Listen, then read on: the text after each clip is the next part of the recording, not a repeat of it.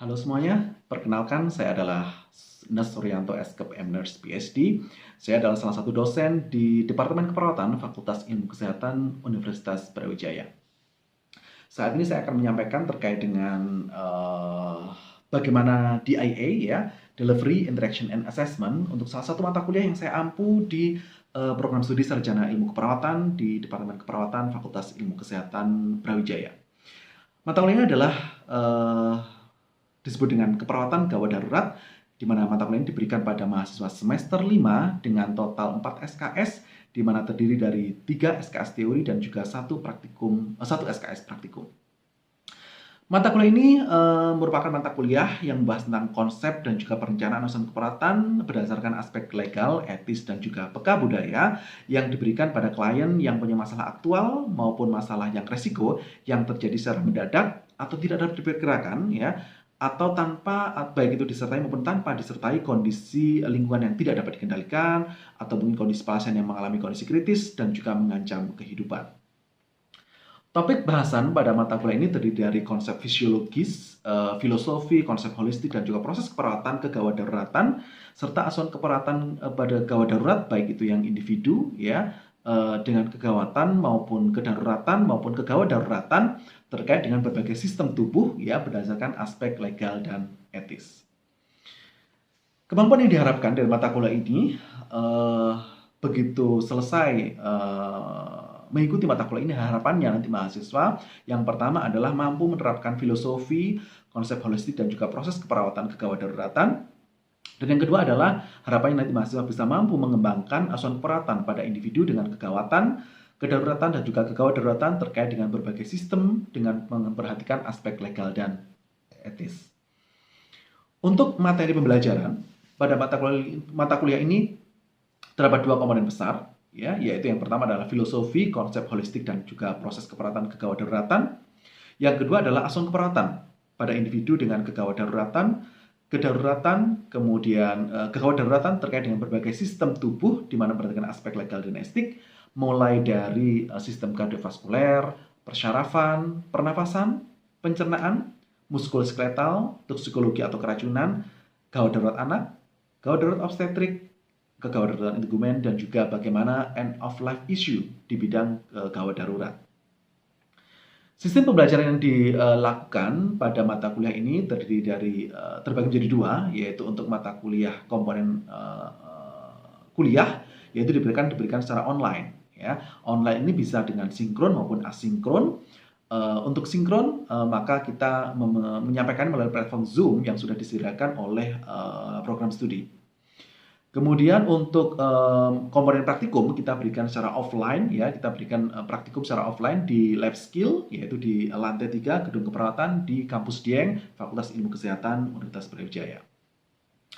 Sedangkan terkait dengan bagaimana interaksi kami selaku dosen dengan mahasiswa, perlu diketahui bahwasannya mata kuliah ini dan juga mata kuliah yang lainnya yang ada di keperawatan itu sudah menggunakan VLM 2, yaitu sebuah platform virtual learning management yang di-provide oleh kampus, yaitu oleh Universitas Brawijaya, di mana kita memberikan semua hal terkait dengan perkuliahan melalui platform online tersebut, semacam kayak Blackboard, ya, atau Moodle.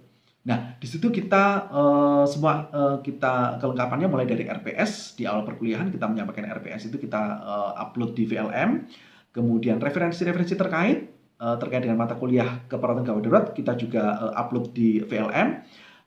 Referensi ini tidak hanya textbook atau mungkin artikel-artikel atau jurnal-jurnal terkait mata kuliah gawat darurat, tapi juga berasal juga dari artikel atau jurnal dari dosen, baik itu yang berasal dari penelitian maupun dari pengabdian masyarakat dari dosen yang terlibat dari mata kuliah ini, kita juga uploadkan sebagai referensi buat mahasiswa. Di VLM kita juga memberikan bahan ajar, ya. Jadi di tiap tatap mukanya, mulai dari tatap muka 1 sampai dengan ke-16, kita sudah punya kamar sendiri-sendiri. Dan di situ nanti kita di masing-masing kamar tersebut kita upload bahan ajar yang kita gunakan, di mana terutama adalah berupa PowerPoint, kita upload di masing-masing pertemuan sesuai dengan topik yang dibahas pada minggu tersebut. Di VLM kita juga menggunakannya untuk ujian, yaitu UTS sama UAS. kita menggunakan VLM juga, dan juga pengumpulan tugas, baik itu yang pengumpulan tugas mandiri maupun tugas kelompok, kita juga fasilitasi di VLM. Jadi mahasiswa sudah tahu kamarnya untuk pengumpulan tugas di mana, dengan kita setting juga deadline-nya kapan dan jam berapa. Jadi mahasiswa nanti akan mendapatkan notifikasi terkait dengan kapan mereka harus mengumpulkan tugas tersebut, dan itu semuanya terrangkum dalam VLM. Dan bagaimana dengan interaksinya? Di VLM sudah difasilitasi bagaimana ada forum diskusi dengan mahasiswa, baik itu diskusi yang memang ada forum chat, dan juga di setiap tugas-tugas yang kita berikan, kita juga bisa memberikan komen di situ, dan mahasiswa juga bisa mereply dan sebagainya terkait dengan komentar yang kita berikan. Jadi ada interaksi di situ. Selain itu kita juga membuka WhatsApp ya, jadi sangat terbuka mahasiswa jika ingin kontak dengan kami selaku dosen terkait dengan mata kuliah gawat darurat, maka kita juga terbuka untuk bisa berdiskusi melalui platform WhatsApp. Terkait dengan sistem penilaian. Sistem penilaian yang digunakan pada mata kuliah ini karena memang ada dua komponen besar, yaitu kuliah dan praktikum, maka komponen penilaian itu juga terbagi menjadi dua, yaitu komponen bagaimana mengevaluasi kuliah dan bagaimana komponen mengevaluasi praktikum. Untuk komponen kuliah, kita mengevaluasi dengan UTS dan UAS tertulis melalui VLM. Itu dilaksanakan UTS di minggu ke-8 dan juga UAS tulis dilaksanakan di minggu ke-16. Selain UTS dan UAS, juga ada makalah dan juga presentasi kelompok yang dilakukan oleh mahasiswa. UTS, UAS, dan juga tugas kelompok ini dilakukan untuk menilai bagaimana ketercapaian CPMK, yaitu ada 2 CPMK di mata kuliah ini, CPMK 1 dan 2, di mana ada 10 sub CPMK untuk yang komponen kuliah ini. Jadi itu bisa dinilai dari UTS dan UAS serta tugas-tugas tugas-tugas kelompok yang dikumpulkan oleh mahasiswa. Sedangkan penilaian untuk komponen praktikum ya kita lakukan melalui ujian praktikum, baik itu ujian praktikum UTS maupun ujian praktikum untuk UAS. Selain itu juga ada tugas-tugas membuat video yang biasanya bersifat individu ya terkait dengan topik yang dibahas pada minggu tersebut, dan semuanya sudah available di VLM. Untuk kamarnya mahasiswa bisa mengumpulkan melalui VLM. Untuk penilaian praktikum ini nanti kita akan menilai ketercapaian CPMK 1 dan 2 dengan sub CPMK 1 sampai dengan 5. Itu tadi terkait dengan bagaimana penjelasan RPS untuk mata kuliah keperawatan gawat darurat yang diberikan kepada mahasiswa semester 5 dengan bobot 4 SKS dengan terbagi menjadi 3 SKS teori dan juga 1 SKS praktikum. Berikut ini saya akan berikan video di mana bagaimana proses praktikum ya. Proses praktikum yang saya ajarkan kepada mahasiswa sebagai salah satu komponen dari komponen praktikum ya yang harus kita ajarkan kepada mahasiswa. Perlu diketahui bahwasanya praktikum yang saya lakukan habis ini adalah berupa praktikum bagaimana melakukan basic life support atau CPR pada pasien dewasa. Jadi di sini saya mengajarkan kepada mahasiswa bagaimana melakukan bantuan hidup dasar berupa RJP, resusitasi jantung paru pada pasien dewasa. Ini adalah contoh praktikum yang saya laksanakan untuk TM ke-9 ya di mata kuliah keperawatan gawat darurat ini untuk komponen praktikum. Di mana ini saya nanti akan memberikan contoh terlebih dahulu ya bagaimana melakukan CPR itu, dan kemudian saya fasilitasi mahasiswa untuk mencoba ya bagaimana melakukan CPR ya pada pasien pada kondisi yang henti jantung ya, bagaimana melakukan RJP-nya. Di situ nanti kita akan lihat bagaimana mulai dari pengenalan awal, mengetahui pasien itu mengalami henti jantung, kemudian tindakannya step by step-nya seperti apa. Dan pada panduan ini kita menggunakan panduan dari AHA, American Heart Association, yang terbaru yaitu versi 2020. Di sini nanti akan ada 2 mahasiswa yang saya ajarkan bagaimana melakukan basic life support pada pasien dewasa. Kelompok kecil memang sangat dianjurkan pada saat sesi praktikum, jadi nanti mahasiswa bisa fokus bagaimana skill itu bisa lebih maksimal bagaimana pembelajaran praktikum dengan kelompok-kelompok kecil. Ya. Itu sekilas bagaimana introduction saya terhadap video yang akan kita tonton bersama terkait bagaimana saya memberikan pengajaran praktikum, sekali lagi terkait dengan bagaimana melakukan RJP pada pasien dewasa. Demikian dari saya, selamat menikmati video berikut ini. Baik, selamat siang, assalamualaikum warahmatullahi wabarakatuh. Waalaikumsalam. Hari ini kita akan praktikum ya untuk bagaimana basic life support ya melakukan RJP pada orang yang kemungkinan tidak sadar ya. Kita menggunakan panduan dari AHA yang terakhir dari tahun 2020. Kita coba lakukan itu ya. Asumsinya di sini saya merupakan orang korban yang tidak sadar gitu ya. Jadi ada orang rame-rame, kemudian saya lihat ternyata ada seorang bapak tergeletak yang tidak sadar ya. Yang pertama sudah dipastikan lingkungan aman ya, lingkungan aman, pasien aman, kemudian kita juga aman ya, semuanya aman ya. Setelah itu kita cek bapaknya. Pak, baik saja. Jika tidak ada respon, maka kita bisa minta tolong bantuan. Tolong, ada orang tidak sadar, bantu saya. Dan kalau misalnya ada AID di sekitar sini, maka segera diambilkan AID-nya, gitu ya. Dan kita begitu tidak sadar, kita teleponlah ke 119. 119 adalah nomornya untuk PSC, kondisi darurat. Ya, kita teleponkan, sampaikan kondisinya. Halo, di sini Suryanto, saya berada di yang atas nomor 9, saya menemukan seorang korban laki-laki usia 45 tahun, disampaikan ya, usianya, kurang lebihnya ya, jumlah korbannya berapa dan sebagainya, kondisi seperti apa sudah dilakukan. Saya belum melakukan apa-apa, saya hanya cek sadarnya dan pasien tidak sadar. Tolong segera ke sini dan bawa segera ID-nya. Bisa saya tutup teleponnya, nomornya adalah sekian, bisa dan ditutup. Ya, kalau misalnya belum diminta ditutup, jangan ditutup dulu, karena di sini adalah kita diminta untuk menyampaikan ulang dan sebagainya, belum clear dan sebagainya, atau mungkin ada yang perlu disampaikan klarifikasi, atau mungkin bahkan ngasih instruksi, ya kan? Misalnya kita nggak tahu harus apa dan sebagainya di loudspeaker sambil kita melakukan itu. Ya, oke. Setelah dipastikan akan ada petugas yang datang ya, kemudian kita buka bajunya. Ini yang mungkin sering kelupaan ya, jadi harus dibuka dadanya ya. Terutama kalau misalnya pasiennya pakai jaket dan sebagainya gitu ya. Karena sebenarnya kita akan mengecek nadi sekaligus melihat gerakan dada. Ada apa tidak? Kalau misalnya pakai baju maka nggak akan bisa melihat. Ya enggak? Jadi harus dicek nadinya sama melihat gerakan dadanya ada apa tidak. 3M yang dulu melihat, mendengar, merasakan sudah nggak ada lagi. Cukup ada gerakan apa tidak. Ya. Dan ini maksimal dengan 10 detik. Maksimal 10 detik, dan jika tidak ada maka kita melakukan kompresi. Ya. Kompresi di sini adalah di tengah dada, ya, langsung berkompresi. Iramanya adalah 100 sampai dengan 120 kali, ya. Ini bisa kita hitung, bisa tidak, ya. Asumsinya kalau misalnya kita dalam konsultasi yang pandemi, maka kita hanya hands on di CPR, yang artinya cukup dengan kompresi saja. Tapi kalau misalnya situasi non pandemi, kita bisa menggunakan alat bantu, tidak lagi disarankan mouth to mouth, ya. Tapi dalam mode device. Ini ada 30 kali.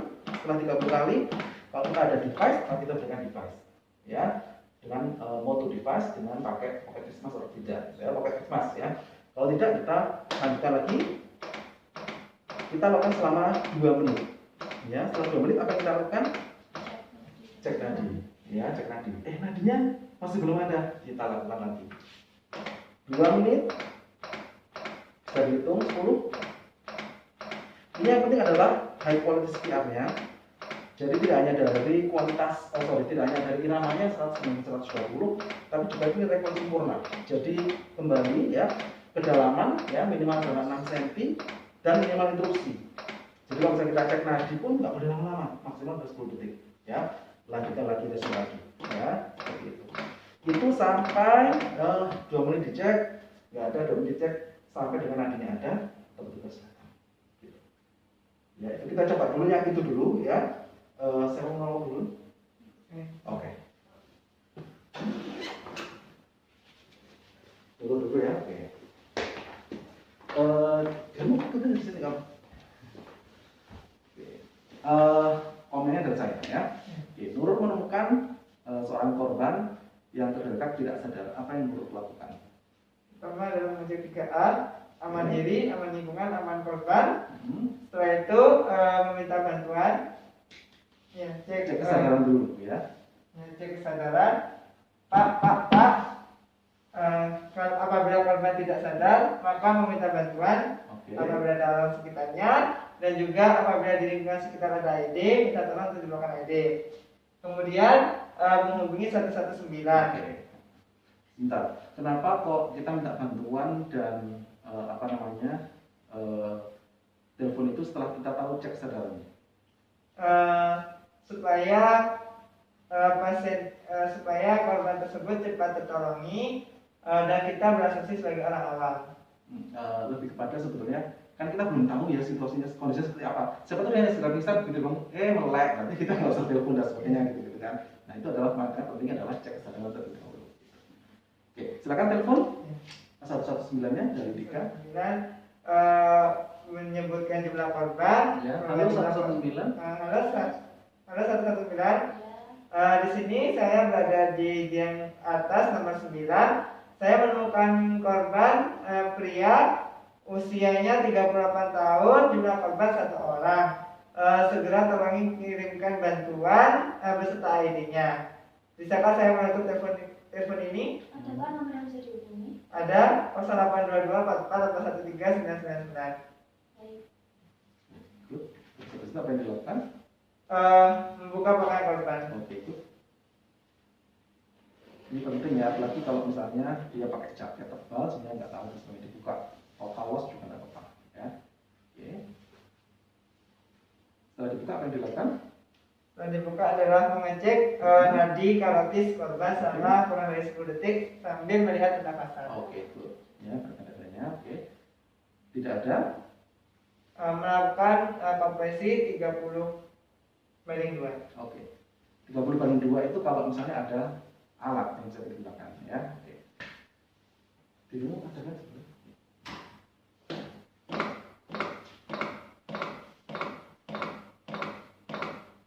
Nah ini kalau ingin tahu itu bisa dimenting 30 kompresi kalau bagus yang kata adalah 15 sampai 18 detik itu 30 kompresi.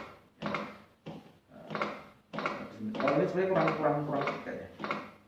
Nah oke good, nah sini ya. Oke 30 ada BVM di sini bisa di jangan dibalik. Yes. Mau ditiupkan enggak juga apa. Jadi memori aja cuma. Tapi kalau yang bersih ya kan dibungkus sendiri. Pura-pura aja lah. Itu pura-pura aja enggak apa. Ini enggak usah dibuka maksudnya. Oke. Yang jelas posisinya adalah dibuka.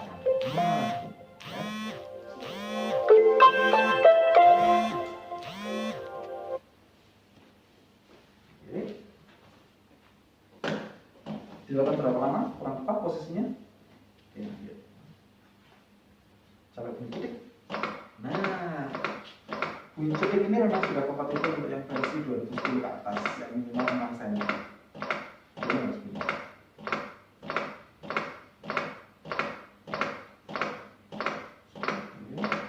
Datang kurang lebih siap dengan mobile ID, mau?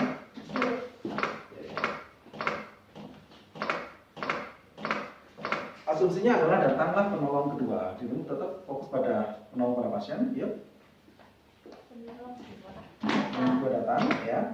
Yang dilakukan pertama kali adalah menyalakan AED. Jangan lupa, ya. Nyalakan AED-nya. Nyalakan AED. Yes. Kenapa kok nyalakan AED yang utama? Karena butuh mikir dia, ya. Butuh mikir ya. Nah. Unit okay.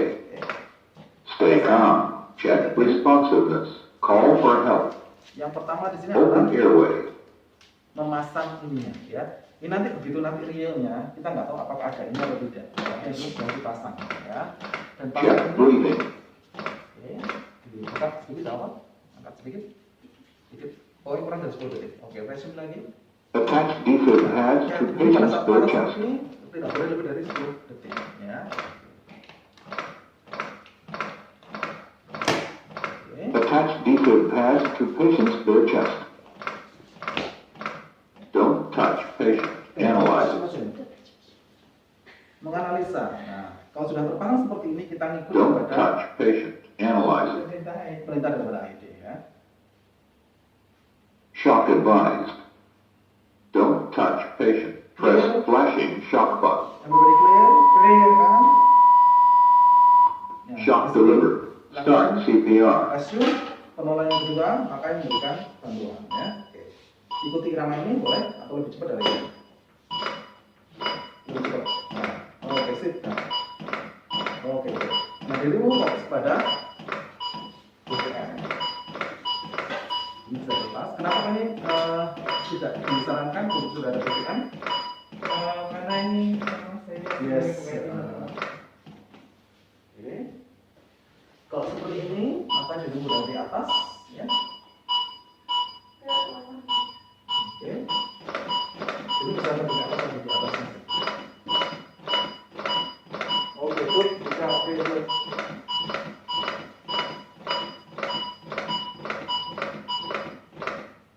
Oke, dorong ventilasi sampai ke ini, ya. Sedikit itu kalau misalnya didorong sudah ini. Oke, good. Nah, kalau sudah seperti ini, nanti inputnya adalah input si mesin AED, ya. Dan si AED pasti akan memeriksa tiap 2 menit.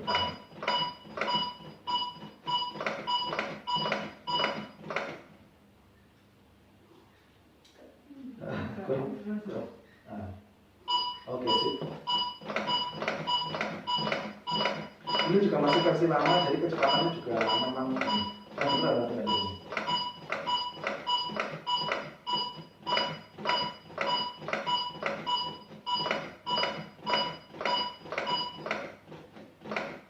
Oke, good. Lanjutkan, terus.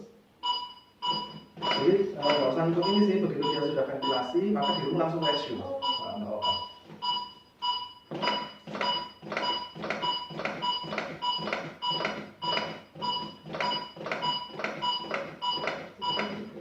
Oke, cukup enough scenario, ya. Nah, ini nanti kalau sudah 2 penolong, kemudian Stop CPR. Don't touch patient. Analyze it. jadi nanti kalau apa namanya sudah ikut seperti ini, nanti akan ikut seperti apa. Dan nanti kalau misalnya realnya seperti apa, itu tidak selalu ada tengahnya gini. Jadi kalau yang kemarin itu pada saat apa namanya pelatihan kemarin itu yang saya ikut itu, yang master class maksudnya, itu nggak ada ininya. Jadi cukup ini sama ini aja. Gitu. Tapi yang jelas harus melihat tandanya ini. Ya. Jadi tanda ini sudah ada posisinya di mana. Kalau ini kan berarti di sini, yang ini di sini. Gitu ya, seperti itu. Itu kemudian nanti ikut. Ya, ikut ini nanti perbedaannya seperti apa. Jangan lupa nyalakan. Begitu di datang ya, ready adalah nyalakan karena dia butuh waktu untuk pesan proses. Berarti belum sebelumnya dipasang ke pasiennya dinyalakan. Yes, itu dulu ya. Jadi dinyalakan dulu, kemudian baru dipasang tabnya, baru dikonekkan. Itu yang dulu. Oh. Ya. Jadi nanti kalau misalnya melihat panduannya dari Ahang seperti itu, ya.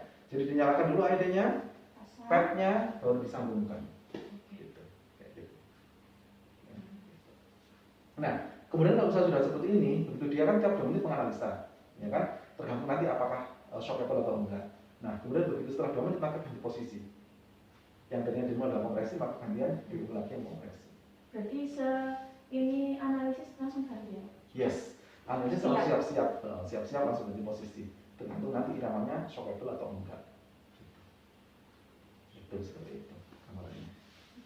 Oke, kita akhiri dulu untuk videonya.